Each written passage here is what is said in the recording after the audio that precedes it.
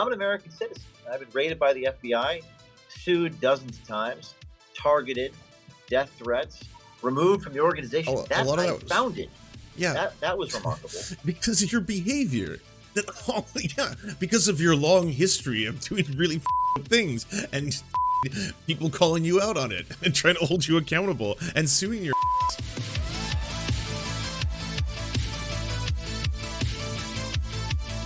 All right, it's has Jimmy Dore collaborated with James O'Keefe before? Because when I saw this, I was like, "What?" I want to talk to you about your most latest undercover investigation. Is O'Keefe Media Group reveals Fetterman wants to overturn the Second Amendment, handpicks journalists to write positive stories. Now, that first part, I think, is going to, make Fetterman look good to the people who vote for him, right? So that's not a. But let's watch the other part. This is, you got some most recent undercover. This is a person who works for John Fetterman. Wait, this is what you ended up going with? I mean, there's so much shit I make fun of Project Veritas for, and I do enjoy it. But like, at least Project Veritas sounds like what you get on the tin, which is basically this far-right manufacturing bullshit fucking troll factory. Project Veritas. Like, okay, Project Veritas. Yeah, that's what I imagine something with that name to be, and it's neat to see that. But now it's O'Keefe Media Group. O'Keefe Media Group. The fuck? And let's just watch a little bit of it. Like, my job is like to be like the in-between between him and the rest of the staff. I have like an iPad I carry around. Does James O'Keefe not know how to do segments anymore that don't involve catfishing?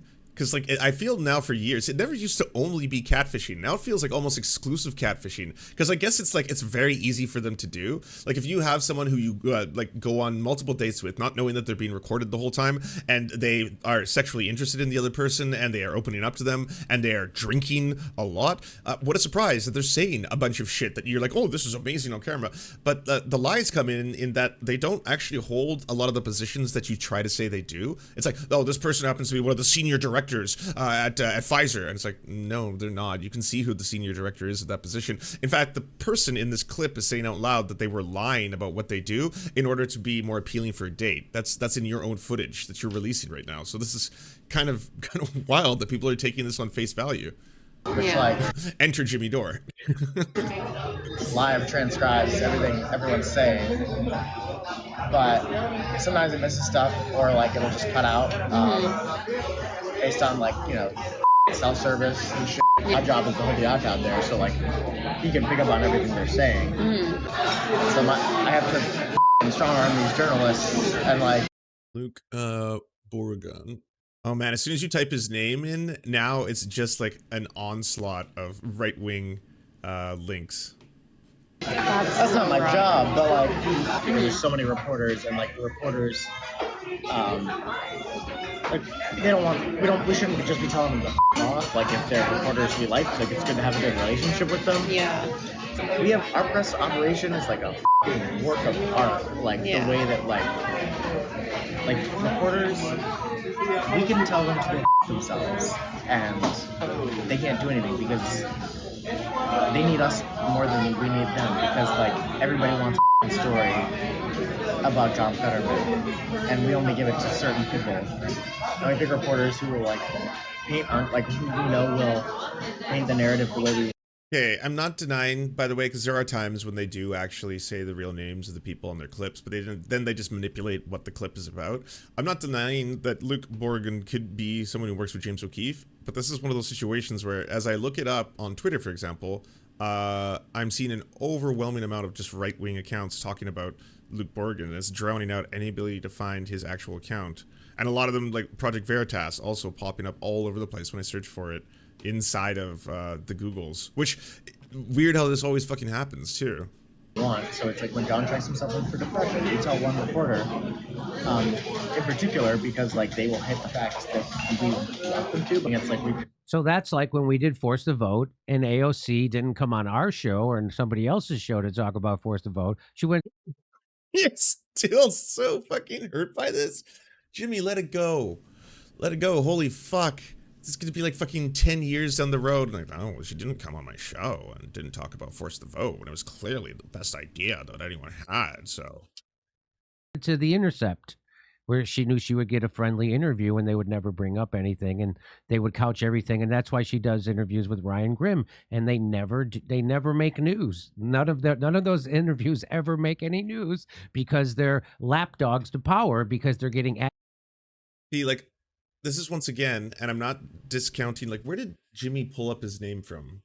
Because some of these you can just crack the case in real time just by doing very basic fucking research online. But he pulled up what looked to be a Twitter account. Because you know what I am seeing? I'm seeing the same pattern right now where there's a whole bunch of invented websites. Like, this is one of the first ones. Like Legit Storm, that has the person's name and then has links to their LinkedIn. The LinkedIn page is non-existent. The Facebook page says this content isn't available right now. It's usually because the owner shared it with a small group of people, or it has since been deleted. Employment history is basically Senator John Fetterman, and just that's it. Jumping in there. You can enter the data into, yeah, I know you can enter the data in these sites for free, and we've found that they've done this before. Like, they went as far as just straight up fabricating the person, but this could also be, once again, I'm not trying to discount until I have conclusive proof. This person could also work for Fetterman's campaign, right? Like I said, it sucks because, like, you have to do a little bit more fucking research than what Project Veritas is usually trying to use to cover it. Access, that's called access journalism, right? For John. Which, like, I have he can pick up on, right? He can pick up on everything they're saying. So, right. This is John Fetterman. You're just superimposing John Fetterman's account on here now. Why would you do that? Okay, so that helps none. Will basically tell whatever story like their subject wants, as long as. And like, if you go on Twitter, once again, it's one of those cases where everything related to this dude's name is just from right-wing accounts, Project Veritas accounts, and fucking what seem to be troll accounts. But like, it's just very weird that, like, if someone was the special assistant to John Fetterman, there would be any trace of that online. There would be like social media history of even a picture of the two of them together. They get the interview, like, there's certain like Trump journalists who are accused of that because, like, everybody wants an interview with the guy. Yeah. But like, that's the thing, when you're so exclusive with who you give interviews to, it's like the ones you pick, like, will just say exactly what they want them to, you know? Like, so that's why you pick the journalists that you pick, because they'll say whatever you want them to. Yeah, pretty much. Like, they won't paint it in a bad light, you know? Yes. Yeah. That's why we pick the journalists we pick, because they're going to say whatever we want. James O'Keefe, that's great video. Again, it's... No, it's not. Okay, first off, even if this is authentic, which I'm still having a lot of trouble in the background right now trying to find any trace of this individual and any political history, which if you got to those levels in politics in the US, I would assume there would be some fucking shit outside of a random website linking to a LinkedIn profile that has now since been deleted. Like, that's not looking great. Even if this was authentic and this was a true statement, what information can you possibly deduce from catfishing? It's not journalism. People are drinking in restaurants because they want to either have a friendship or a relationship or a sexual relationship with the other person across the table from them. And yes, in many cases where they do this catfishing, the people afterwards have been like, oh, I was making up what I said. I was on a date. I wanted to impress the other person. Check this out, Penline. Fetterman announced this to your staff. Okay. I think it's something we all knew. It has a bunch of hires, but not this guy. Do you only disable raids during your intro? I don't disable raids. I think the only thing they turned off is they turned off raiding party of one because trolls started using it just to keep like raiding the stream with like account names that would be like, you know, MAGA for life and things like that, just to trigger the raid sound. I'm proud of the talented staff. Here it is. Krista Juris, Deputy Maya Ashwal, Joe Cavello, Kathy Kaber, Senior Video Editor, Bobby Maggio, Senior Advisor, Alana Guzman, Digital Creative Director, Emily Joseph, Deputy State Director, Makisia Witherspoon, Eastern Pennsylvania Regional Director, Kristen Kaufman, Elizabeth Casternano, James Harnett, Nick Gavio, Mustian, Press Assistant, Anna Kelly, Legislative Aide, Charlie Hills, Legislative Aide, Lala Williams, Staff Assistant. I don't see any Luke Borgen. And if they're doing Like they would have, if this is the special assistant, I would assume that would have higher press release than staff assistants or legislative aides.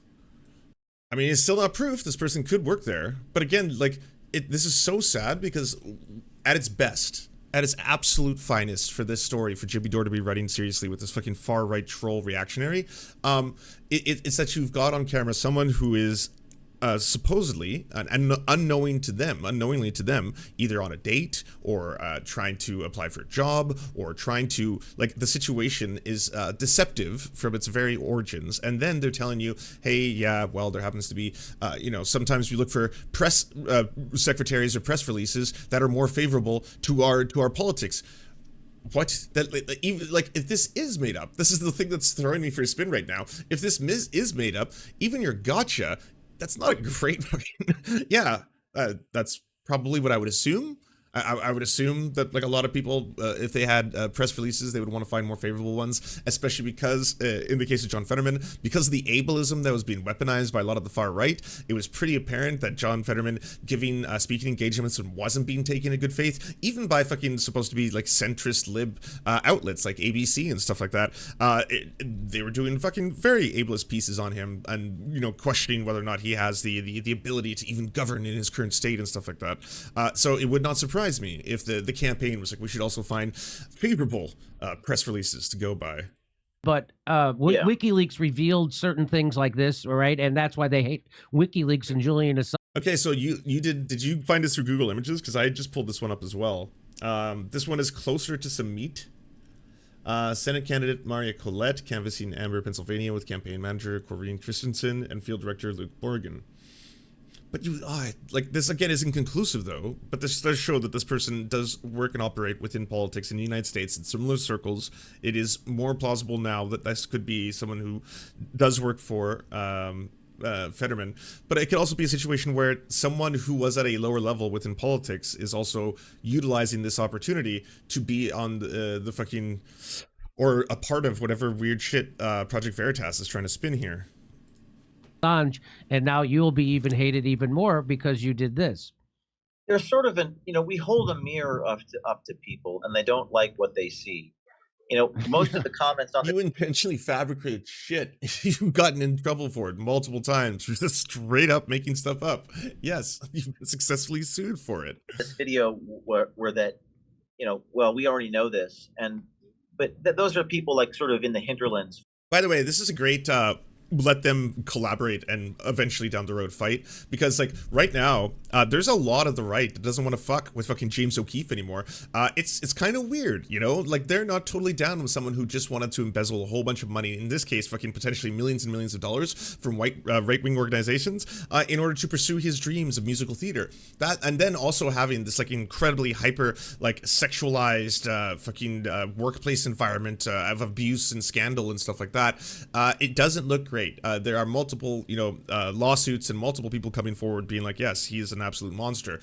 So there's sections of the right that are just like, oh, okay, we're going to take a little step to the side from James O'Keefe while he figures himself out. But then there's other people who they're ride or die. They're only James O'Keefe, you know, fucking, if you looked at the quartering, Tim Pool, they were just like, oh, there is no Project Veritas without Keith. Flyover country know it. Yeah, he stole from the rich. You're right. In these like Washington D.C. But he is an embarrassing liability. Like if you have sense at this point, you would probably want to distance yourself from him, because yes, he is an embarrassing liability, and he's also an aggressive one. Like you don't know if you screw him over some way that he's just suddenly gonna appear from behind something. You know, fucking. Well, why don't you take a seat? Why don't you take a seat? And it's like, I'm in the fucking washroom, James. What are you doing in the fucking bathroom right now? Oh, well, kind of odd that you will not flush or you know, answer my questions, that you're just willing to sit here while defecating yourself. Pretty odd, you know, pretty suspicious, I might say. That is throughout our politics, and it needs to be exposed for the rot and the cancer that it is.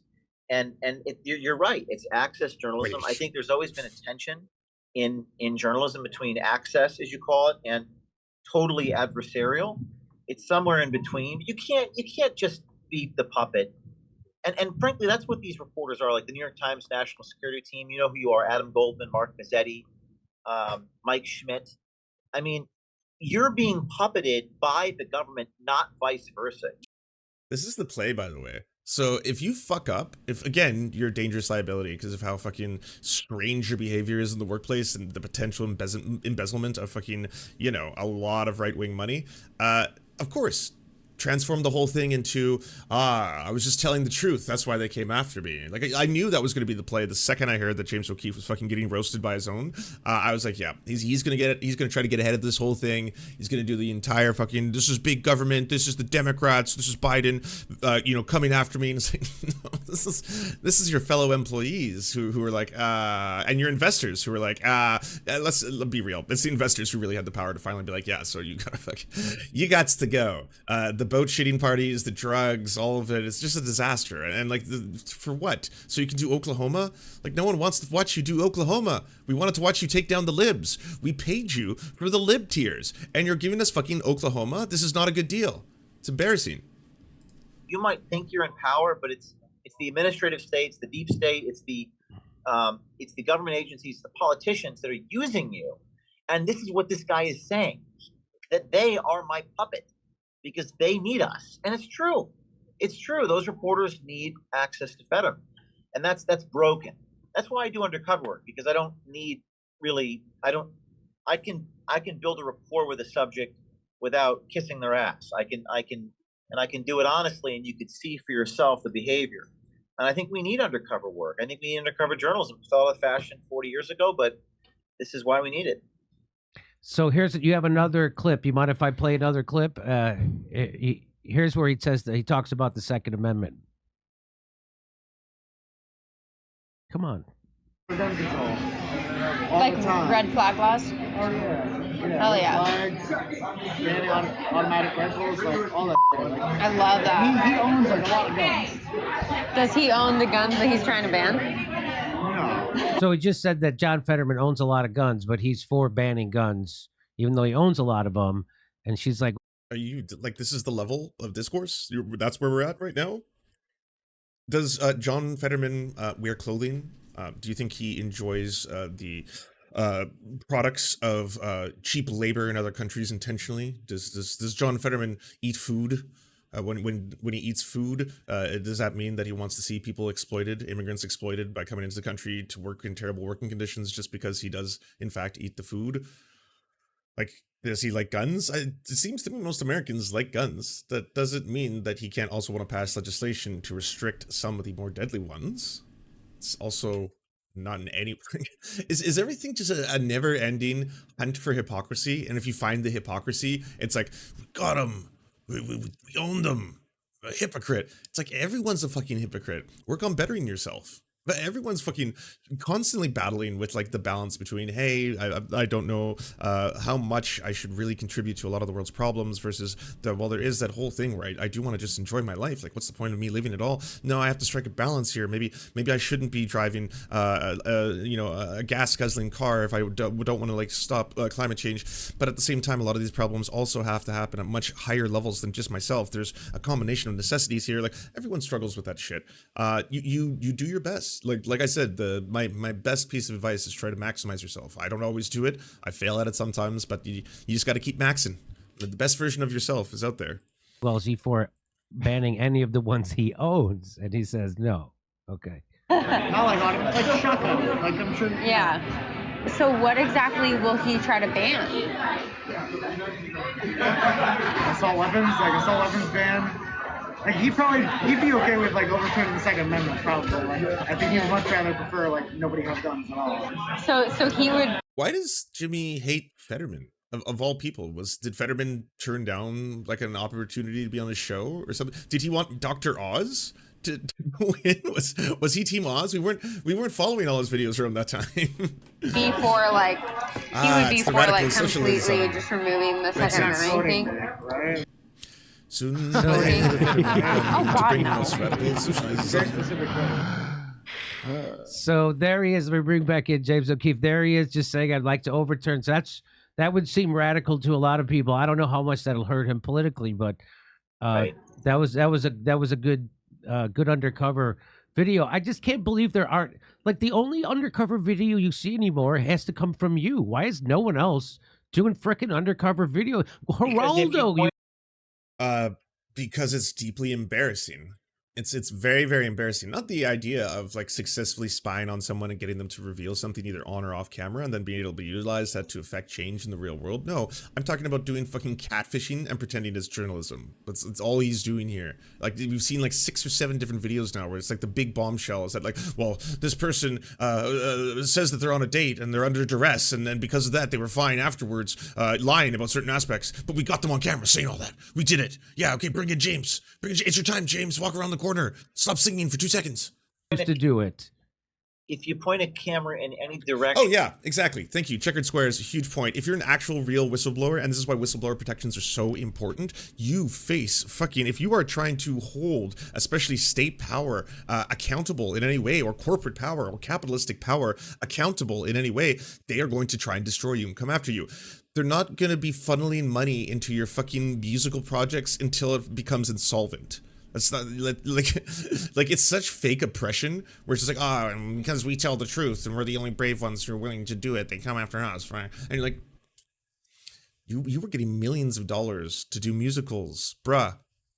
You were living every theater student's dream. You almost had your own fucking Las Vegas show, you know, until that kind of fell through. But then you had a different show where you got to do it and tell your life story, and it was super cringe.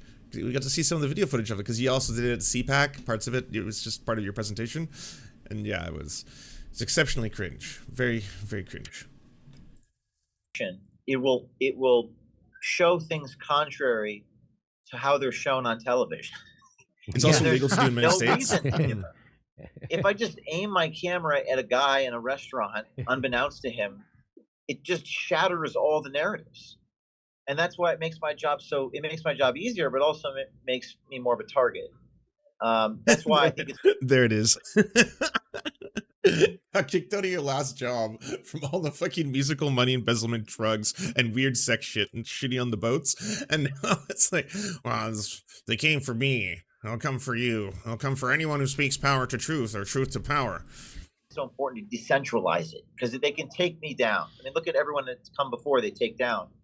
And Ed Snowden wasn't really a journalist; he was more a source. And Julian Assange, not an American citizen. But you can have your criticisms about Julian Assange and Edward Snowden, but for James O'Keefe to compare in any way, shape, or form the work he's done to theirs.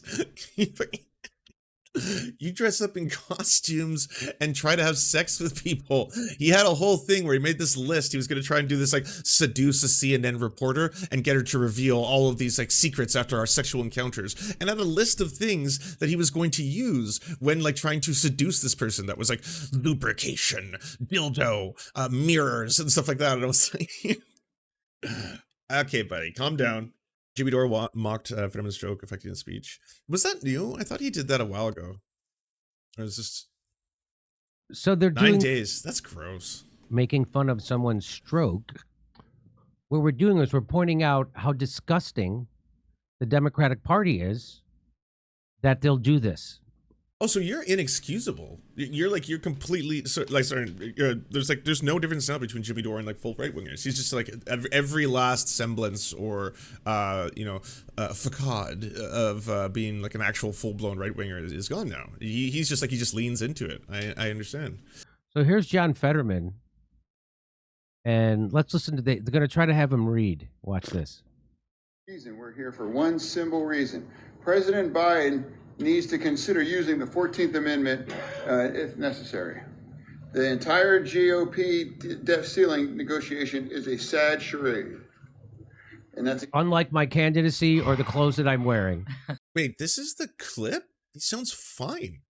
Like, I'm not going to say that there hasn't been moments, of course, where it sounds like John Fetterman is struggling, and it's something that, like, by the way, he's working very hard on. He's going through all of the steps necessary, and you can see that there has been incredible improvement and amelioration in his speech patterns, how he is able to speak publicly and stuff like that. It is a very difficult and long road, of course, but like to try and frame this all as this is somehow like, oh well, this is disgusting, yeah, that they would treat this person like a fellow human being. Absolutely disgusting. Yeah, I know a couple people in my life who have unfortunately had very severe strokes, and it has affected large parts of either their speech or their motor control and stuff like that. And there's a certain degree to which you can do rehabilitation, and there's other situations where it can be very, very difficult in order to communicate.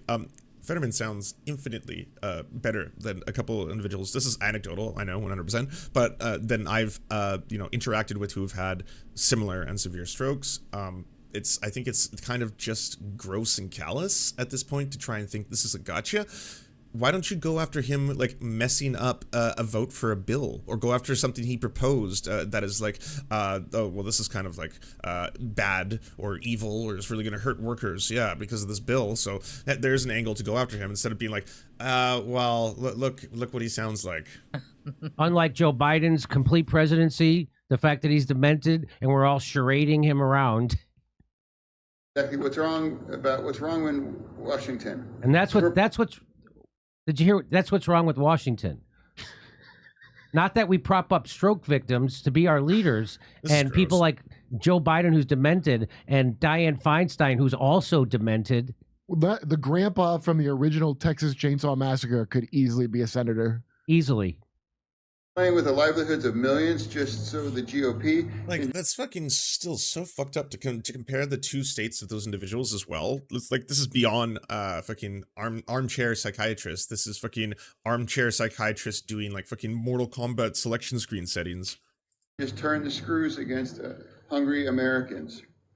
This is the whole reason why the 14th... Yeah, I can't watch this one anymore. That's just fucking gross. Jimmy is fucking off the deep end. I'm an American citizen. I've been raided by the FBI, sued dozens of times, targeted, death threats, removed from the organization that I founded. Yeah. That was remarkable. Because of your behavior. Because of your long history of doing really fucked up things and fucking people calling you out on it and trying to hold you accountable and suing your ass. Days after the Pfizer story. So as soon as you started doing... I think there is a point too where they start to believe all this, right? Because like they're just surrounding themselves consistently with positive reinforcement yes men, constantly pushing stuff out that the rest of the right is like, hey, thanks for owning the libs, you did a great job. Yeah, oh yeah, the deep state and the elites are coming for you. Yeah, that's pretty wild. Doing really good work, they try to get rid of you. That's how it goes. That's how it goes. Yeah, and it could be an institutional pathology as much as it is sort of a bribe. Just the nature of being effective at what you do and being excellent at what you do and achieving something in this country, especially when it comes to exposing what needs to be exposed. Yeah, you're a target, and you have to surround yourself with really. Another thing I've learned is it's just like, again, it's hard to tell if the delusions of grandeur are like genuine, like he is actually feeling this in his mind right now, and then he's like, I mean, yeah, what can I say? I'm basically MLK Jr. They're trying to target me because of my political beliefs. You know, I too have a dream, but in this case, it's to be a star. I want to dance. You know, you have to surround yourself with really strong people, good people, but strong people, because they'll try to come after the people that are closest to you. So I think the solution moving forward looking, is I have this organization, OMG, O'Keefe Media. It's funny. OMG.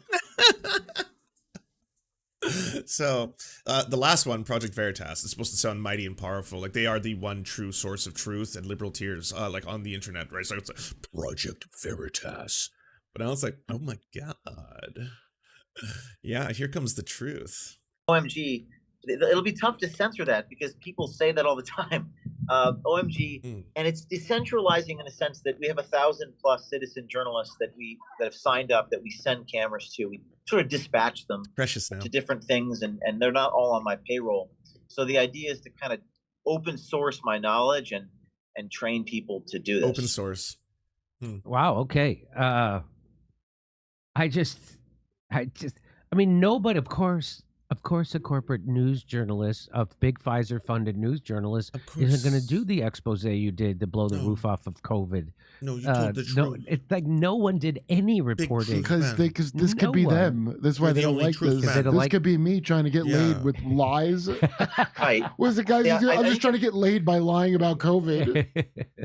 I think most people are very. That's kind of wild because that was one of his actual fucking plans, to seduce someone and get laid and then manipulate them after the sex having. You're talking about this person right here. Dishonest. Let's be real. Most people are phony, so they fear a thing where they fear a world where they could be exposed. And I actually. Oh my God! Settle down, Darkwing Duck. Like, what's going on here? I strike in the night. They are the ones who fear the exposure. Actually, just learned this most recently. I wonder why isn't ever one of the first lines of my book is why isn't everyone looks at me with wonder and bewilderment, and I look sacrificial at them with Melf. wonder, why aren't you doing giving what I'm doing? a tier 1 sub and gifting most it. people It's have very, something to very hide. generous of you. And most people are doing some shady stuff and have a lot of skeletons in their closet. And they don't want those things exposed. So it's a psychological thing. But I mean, it's pretty wild. Again, projection, right? This is exactly what happened to James O'Keefe. This is like, that's his life story. It's like he had a lot of skeletons in the closet, a fuck ton of them. Some of them can sing and dance, and he really, really fucking dropped the bag on this whole thing. And so yeah, but now he's OMG. So get ready, OMG Media. And I guess Jimmy Dore is just gonna be a fucking hyper convenient outlet to advertise your shit. I guess it does overlap with his fucking distrust of Pfizer, not for like reasons why you should distrust Pfizer, but for conspiracy theories. Expect you to divulge anything you can't divulge, but can you tell us what? I mean, it seems that there was a direct line from you. Well, Jimmy's not going to do any research. He's not going to look at what. Don't let facts and Googling get in the way of a good story. So yeah, why don't you tell us, truth teller, Project Veritas, James O'Keefe? Why did you get kicked out? Was it the big government that did this to you? Doing that undercover work, exposing the farce of the COVID approach that Big Pharma funded and all their media mouthpieces repeated, including politicians, that you exposed that was a farce. And then don't forget, Jimmy Dore includes, in terms of, deep conspiracies being funded by the government, people like Philosophy Tube, people like Sean. Yeah, like he couldn't believe the production quality was so advanced on Sean's videos. And don't get me wrong, the aesthetic is absolutely darling. They are very, very wonderful videos. The level of research that Sean puts into his work, astonishing. Astonishing, I say. He gets so much information in there. They're truly, truly wondrously well-produced videos. But in terms of, I would say, special effects or visual, complicated motifs, that's not really what he's known for. And I say that in the best of ways, because I do adore the skeleton aesthetic and I'm totally here for it. And I hope it never changes. But I don't think that's proof of him being funded by the CIA. I don't think that was CIA money that made that possible. Yeah, I think it's pretty attainable for someone who does not have funding directly from the CIA. They would still be able to do it, you know? Immediately after that, you get ousted by your own organization that you founded. How does that happen? How does it happen? Well, it was either really, really bad timing. It was a few days after that investigation took place, and that really was all that changed in my life. Yeah, that was the video. The only thing that changed was the story that we broke, which was the biggest story ever, that I did, at least in my career. And perhaps, that's an instant. Dr. Robert Malone wrote a great article about this whole thing, which I encourage you to read. I think it was called "The Pathology That Removed James O'Keefe," and Malone said it in words I can't, but it was a remarkable public relations success, and you'd expect that there'd be you'd expect that would be an amazing moment in time, but oftentimes the greatest achievements carry the greatest risks. So it's hard to articulate what Malone wrote, but that's effectively what it was. Egos. I guess I'm viewed as a liability for perhaps being so. You're a prank bro. You're a prank bro. That's all you. That's your job, bruh. You're a prank bro. You're one of the people who turns on the cameras, does it, and then afterwards like, oh, just a prank, bro. Just a prank. Yeah, it's a social experiment, So why don't you tell me what's going on here? You do it in the let's troll the left categories. Let's troll the libs. Let's get those sweet tears. But you're a prank, bro. That's all this is. Over the target, as it were. But I take a very forward-looking approach. I've decided, Jimmy, to take the high road here, and I started a new organization. In many ways, I've been untethered. Nonprofits can be problematic. Nonprofits, there's a board of directors. Maybe people don't know this, but a 501c3, which. Okay, so it's mostly, I think, because of the potential completely credible accusations of prominent drug use, prominent abuse of employees, prominent sexualization or hypersexualization of employees, sexual advances they did not feel comfortable with, perhaps the encouragement of use of illegal drugs or substances. The story about everyone dropping trow and pooping on the boat is quite weird and gross. And also, I'd say the most important one of all is the spending of large, vast amounts of money that were given to the organization to, again, do that. It's just a prank bro shit. That's where the money, and that's why it's there. Embezzling a lot of it, spending it on your own personal theater ambitions. Yes, you wanted to be a star, you wanted to dance and sing, and you thought you could have it all. You thought, because you got famous for one thing, you didn't get famous for the singing and the dancing, right? So you thought you could combine that with the politics, and no one will even notice. And maybe just smoothly transition just into the music. Could you imagine? Like, that's probably where James O'Keefe's heart would have been at its most full and happy. Like, think of like a Joji arc, but instead of being an incredibly talented musician, he's just fucking racist. So yeah, that's pretty much it. Do you enjoy the Serfs but prefer not to have to use your eyeballs? Many are saying this. Well, we've got the solution for you. It's the Serf Times in podcast form, available on most major podcasting networks now. If you enjoy it, please consider leaving a good review and feedback, because it really helps the show out, apparently, and it's free, just like the podcast. Thank you kindly to our Lord and Saviors Peyton L. Just and Xander Corvus. Without you, we are nothing. And now, a shout out to our Knights of the Square Table. Amazing Flesh, Anna Loves Riley, Adrian McCarthy, DM Rivera, Doug Cady, Everything Important, Hegbard Celine, Izzy Solidarity, La Media Panza, Matthew Scarborough, Multimondi, Nettle, Omni, Peanut Butter Blonde, Political Papi, Quiet 185, Rachel K, Riley and Anna, Roller Dragon, Kubi, Cernicus, Spinach Monster, Stellar Vision, Sebastian Dimmel, Thomas, Trevbot EXE, Lucidry, Words Greenwood, Cheryl Alvarez, Tony Perkins, Thomas, O'Pecker, Travis McClinton, and Victoria Bell. Thank you so much. And a huge shout out to all the other people who make this entire show possible. Without you, it would not exist. If you can support us, please go to patreon.com/theserfs, and even $1 can help unlock all of the little goodies and help make this show entirely possible.